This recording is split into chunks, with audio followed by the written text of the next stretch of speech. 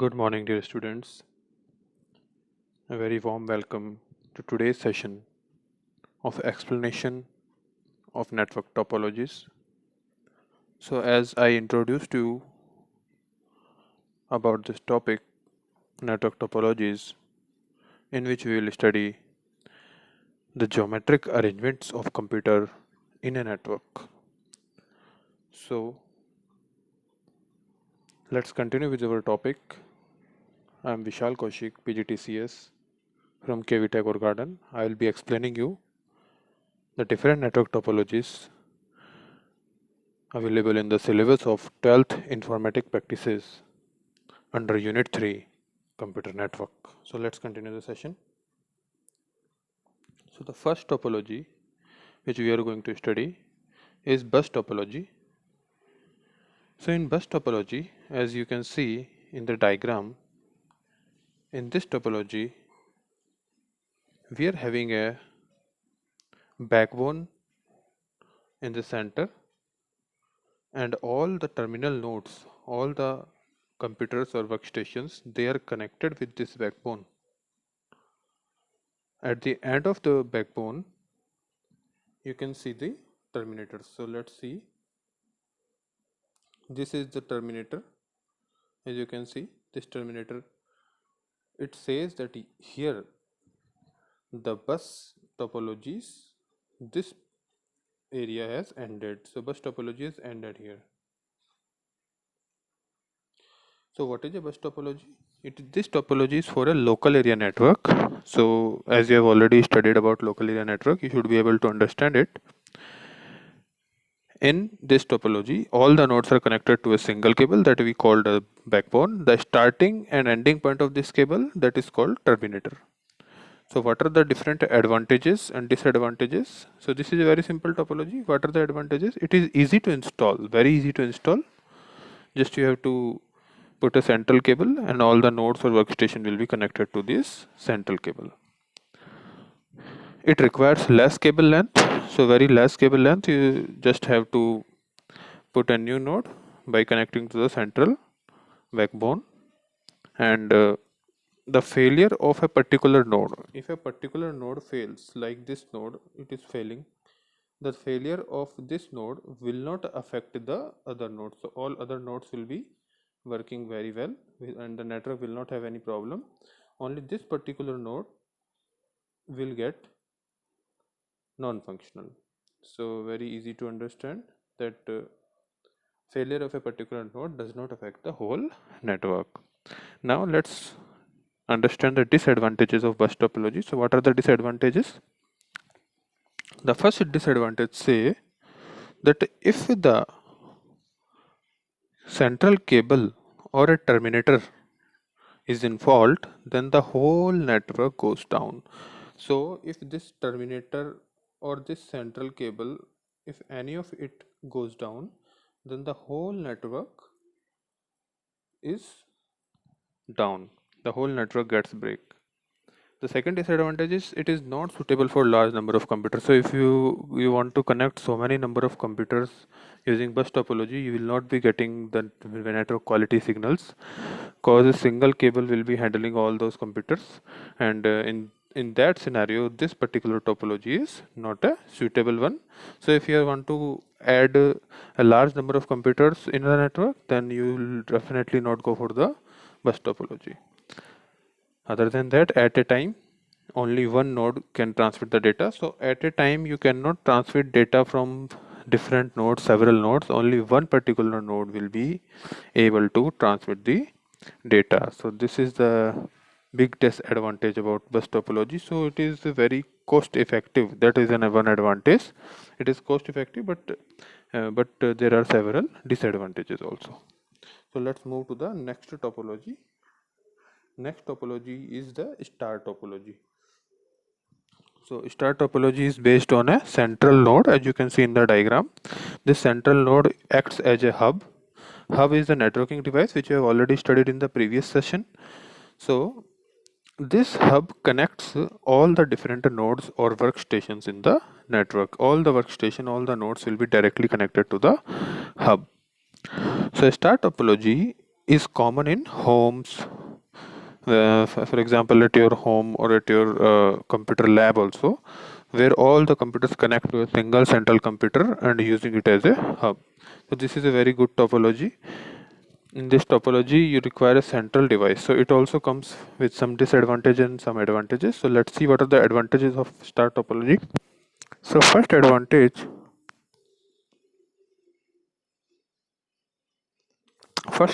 let's see, it is very easy to troubleshoot. How it is easy to troubleshoot? Because all the different network stations, they are directly connected to the central hub. If any of the network station stops working, then we can easily identify without disturbing the network. We can easily cure this faulty computer. Other than that, the second advantage, this is saying that single node failure does not affect the entire network. The third advantage is fault detection and removal of faulty part is easier in the star topology. So if even if this particular cable fails, even in that case, if this particular cable gets failed, then we can easily identify that yes, this cable is not working, and we can remove the cable without putting down the whole network. We can remove the cable and we can replace it with the new one, and the whole network will be working in parallel. There will be no problems. So fault detection and removal of faulty part is very easy in star topology. In case a particular workstation fails, the network is not affected. Network will not be affected in case a workstation fails. What are the disadvantages? The disadvantages are that it is difficult to expand. So if you want to add one more computer, then you require a central device which allows more numbers of computers to be connected than the number of computers already connected to it. So if suppose this hub supports only 4 computers and you want to connect a fifth computer here, then you cannot connect it because the hub does not have any open port to perform this connection. So in order to connect a new computer, you have to change the hub, you have to change it. So if you will change this hub and you will get a new hub with more number of ports, then you will be able to connect more number of computers. So it is difficult to expand the star topology. Other than that, to connect all the workstation to the central hub, a longer cable is required in star topology, because as you have seen in your computer lab, the central networking switch or hub, whatever is being used, it is situated in one portion of the lab fitted in the wall, and in most labs it is covered with the networking case to maintain safety.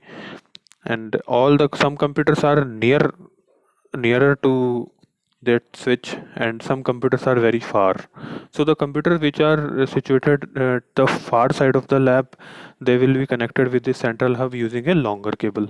Which are situated nearer to it, they will be connected with the shorter cable. So in the most computers which are very far, you require a separate long cable to connect this computer to the central hub. So this is a big disadvantage, that cable cost increases. We require longer cables. Other than that, the cost of the hub and longer cable makes it expensive over others also. Yes, whenever you want to expand, you need a better hub which allows more number of ports. Okay, and the another disadvantage, very clear, if this central hub fails working, if this central hub doesn't work, in that case the whole network goes down. So a single device stops working and your whole network is down. You are not able to do anything now. So this is a big disadvantage of star topology. That is why the central hub or switch is covered with safety in a particular networking cover. You can say networking case. You might have seen this networking case in your computer labs. So this was about the star topology. Let's move to the next topology, that is your tree topology. So as you can see in this diagram, and you can understand clearly how the computers are connected in a tree topology geometrically. So it has a root node. In tree topology, we are having a root node, and all the other nodes are connected with this root node, forming a particular hierarchy. So that is why it is called, also called a hierarchical topology. So in this tree topology, we should have at least 3 levels to the hierarchy. So you can see level number 1 here, level number 2, and this is here level number 3. So we should be having at least 3 levels in order to make a tree topology. So what are the different features of tree topology? Let's see. First feature, ideal. It is ideal in cases if workstations are located in groups. So if we are having groups of workstation in our scenario, then we will be able to use the tree topology. Other than that, the tree topology is used in wide area network. So we have studied types of network in our first session of computer networking. So this tree topology, it is basically used in the wide area networks. So what are the advantages and disadvantages of tree topology? Let's talk about it. The advantages of tree topology. The first advantage is it is an extension of bus and star topology. So if we extend bus and star topology, mixing them together, then we will be having tree topology in picture. The next advantage of tree topology is the expansion of nodes is possible and easy. So you just have to connect your new workstation to the previous workstation, and every workstation will be having at least 2 number of ports for outgoing connection and 1 number of ports for incoming connection. So it is very easy. Whenever you want to expand the network, you can easily expand it. So the maintenance and management of this particular computer network in tree topology, that is also easy, and error detection is easily done in the tree topology. So it is very easy to detect an error. If a particular node stops working, you can understand the sub nodes will also stop working. They will also not get computer networking connection. So you will be able to identify the faulty cable or the faulty workstation, and you can remove it or replace it. So let's see what are the disadvantages of tree topology. So the disadvantage is that it is heavily cabled. So many number of cables you can see in the tree topology. Whenever you want to connect a particular workstation, then you will add a separate cable, and so many number of cables are there. It is a costly topology. As you can see in the diagram itself, you will expand it more to 4 or 5 levels, then the number of cables and number of workstation will increase. So it is costly. If more nodes are added, the maintenance will become difficult. As one particular node gets down, then the whole network gets down. You know it very well that if a particular node gets down, like this node stops working, then these computer will also stop working. And if there is more level, then all those computer will stop working here. So this is a big disadvantages of one of the disadvantages of the tree topology. So another thing is the central hub. This particular computer is working as a central hub here in the tree topology. If it stops working, then the whole network goes down. The whole network stops working. So this is a big disadvantage of tree topology. So let's move to the next topology, that is mesh topology. So this is the last topic of today's session. Mesh topology, as the name itself suggests, we will be dealing with a mesh of cables connecting the workstation. So in this particular topology, what is the main funda? Each computer is connected with all other computers in the network using a cable.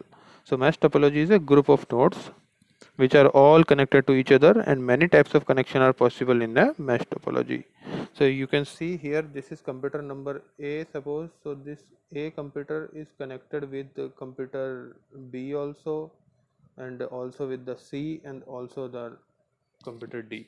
So A is connected with B using this cable, A is connected with C with this cable, and A is connected with D with this particular cable. So all computers are connected together. So this is what you can understand using the mesh topology. Now let's see what are the advantages of mesh topology.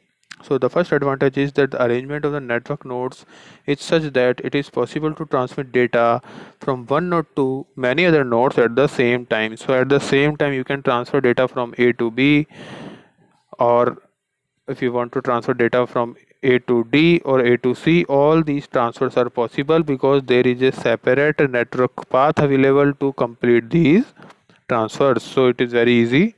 The arrangement of network nodes is done in such a way that you can do parallel transmission of the information.